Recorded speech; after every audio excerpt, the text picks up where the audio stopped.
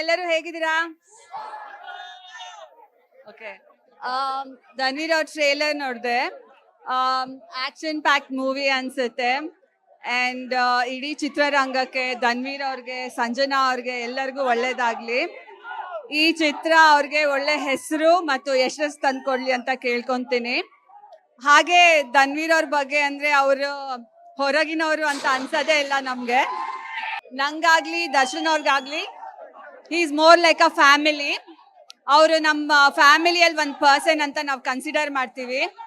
ನಮಗೆ ಎಷ್ಟು ಪ್ರೀತಿ ಹಾಗೂ ಸಪೋರ್ಟ್ ತೋರಿಸ್ತಿರೋ ಅವರಿಗೂ ಹಾಗೆ ಪ್ರೀತಿ ಮತ್ತೆ ಸಪೋರ್ಟ್ ತೋರಿಸಿ.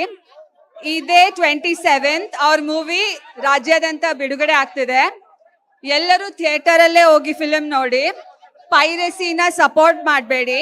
ಅಂಡ್ ಎಲ್ಲ ಕನ್ನಡ ಚಿತ್ರಗಳನ್ನು ನೋಡಿ ಅಂಡ್ ಸಪೋರ್ಟ್ ಮಾಡಿ. ಅವರು ಮೆಂಟಲಿ ತುಂಬಾ ಸ್ಟ್ರಾಂಗ್ ಆಗಿದ್ದಾರೆ. ಅದಕ್ಕೆ ಕಾರಣ ನೀವೆಲ್ಲ ಅವ್ರ ಜೊತೆ ಇದ್ದೀರಾ ಅಂತ ಅವರು ತುಂಬಾ ಧೈರ್ಯದಿಂದ ಇದ್ದಾರೆ. ಇದೇ ರೀತಿ ನಮ್ಮ ಮೇಲೆ ಸದಾ ಪ್ರೀತಿ ಇರಲಿ. ಎಲ್ಲರೂ ಹೇಗಿದ್ದೀರಾ?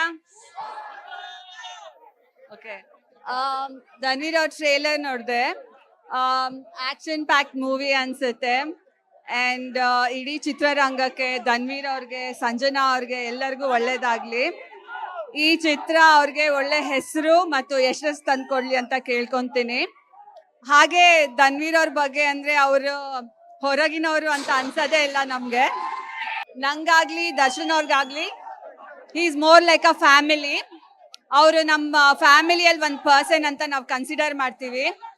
ನಮಗೆ ಎಷ್ಟು ಪ್ರೀತಿ ಹಾಗೂ ಸಪೋರ್ಟ್ ತೋರಿಸ್ತಿರೋ ಅವರಿಗೂ ಹಾಗೆ ಪ್ರೀತಿ ಮತ್ತೆ ಸಪೋರ್ಟ್ ತೋರಿಸಿ. ಇದೇ 27th ಅವ್ರ ಮೂವಿ ರಾಜ್ಯಾದ್ಯಂತ ಬಿಡುಗಡೆ ಆಗ್ತಿದೆ. ಎಲ್ಲರೂ ಥಿಯೇಟರ್ ಅಲ್ಲೇ ಹೋಗಿ ಫಿಲ್ಮ್ ನೋಡಿ, ಪೈರಸಿನ ಸಪೋರ್ಟ್ ಮಾಡಬೇಡಿ. ಅಂಡ್ ಎಲ್ಲ ಕನ್ನಡ ಚಿತ್ರಗಳನ್ನು ನೋಡಿ ಅಂಡ್ ಸಪೋರ್ಟ್ ಮಾಡಿ. ಅವರು ಮೆಂಟಲಿ ತುಂಬಾ ಸ್ಟ್ರಾಂಗ್ ಆಗಿದ್ದಾರೆ. ಅದಕ್ಕೆ ಕಾರಣ ನೀವೆಲ್ಲ ಅವ್ರ ಜೊತೆ ಇದ್ದೀರಾ ಅಂತ ಅವರು ತುಂಬಾ ಧೈರ್ಯದಿಂದ ಇದ್ದಾರೆ. ಇದೇ ರೀತಿ ನಮ್ಮ ಮೇಲೆ ಸದಾ ಪ್ರೀತಿ ಇರಲಿ.